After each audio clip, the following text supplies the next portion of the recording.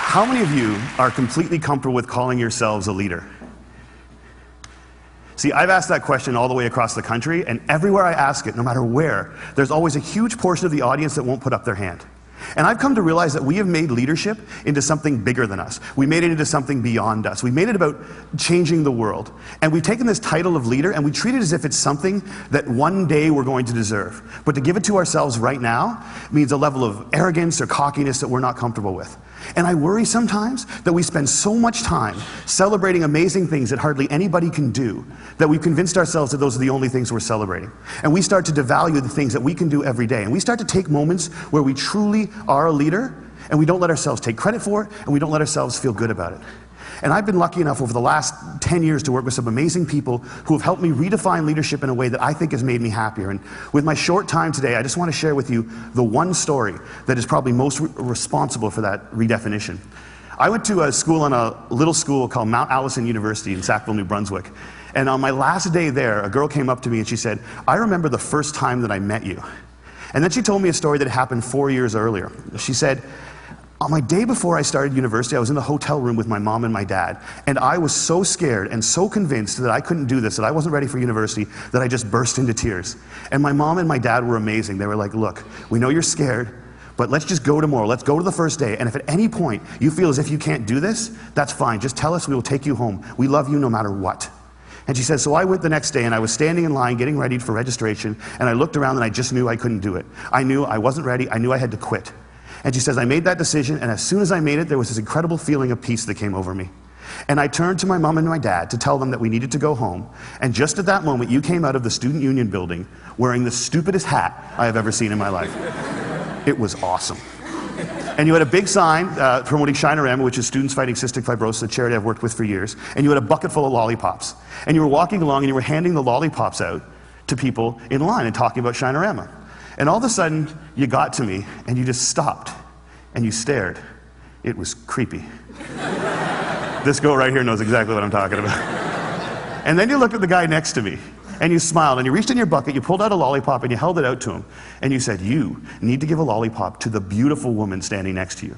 And she said, I have never seen anyone get more embarrassed faster in my life.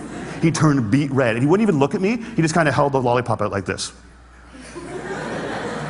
And I felt so bad for this dude that I took the lollipop. And as soon as I did, you got this incredibly severe look on your face and you looked at my mom and my dad and you said, look at that, look at that. First day away from home, and already she's taking candy from a stranger. And she said everybody lost it. 20 feet in every direction, everyone started to howl. And I know this is cheesy, and I don't know why I'm telling you this, but in that moment when everyone was laughing, I knew that I shouldn't quit. I knew that I was where I was supposed to be, and I knew that I was home. And I haven't spoken to you once in the 4 years since that day, but I heard that you were leaving. And I had to come up and tell you that you've been an incredibly important person in my life, and I'm gonna miss you. Good luck. And she walks away, and I'm flattened. And she gets about 6 feet away, she turns around and smiles and goes, you should probably know this too. I'm still dating that guy 4 years later. A year and a half after I moved to Toronto, I got an invitation to their wedding. Here's the kicker, I don't remember that. I have no recollection of that moment, and I've searched my memory banks because that is funny, and I should remember doing it, and I don't remember it.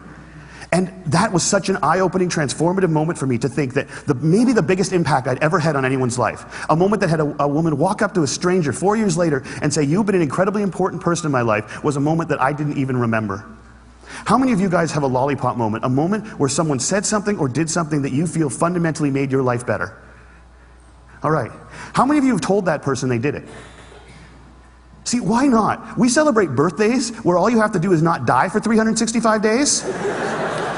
And yet we let people who have made our lives better walk around without knowing it. And every single one of you has been the catalyst for a lollipop moment. You have made someone's life better by something that you said or that you did. And if you think you haven't, think about all the hands that didn't go back up when I asked that question. You're just one of the people who hasn't been told. But it is so scary to think of ourselves as that powerful. It can be frightening to think that we can matter that much to other people. Because as long as we make leadership something bigger than us, as long as we keep leadership something beyond us, as long as we make it about changing the world, we give ourselves an excuse not to expect it every day from ourselves and from each other.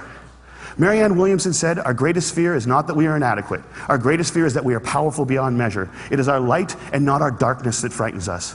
And my call to action today is that we need to get over that. We need to get over our fear of how extraordinarily powerful we can be in each other's lives. We need to get over it so we can move beyond it. And our little brothers and our little sisters, and one day our kids, or our kids right now, can watch us start to value the impact we can have on each other's lives more than money and power and titles and influence. We need to redefine leadership as being about lollipop moments. How many of them we create, how many of them we acknowledge, how many of them we pay forward, and how many of them we say thank you for.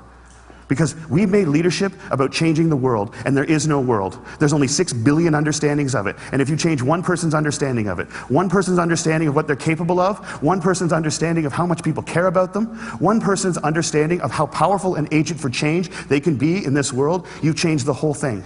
And if we can understand leadership like that, I think if we can redefine leadership like that, I think we can change everything.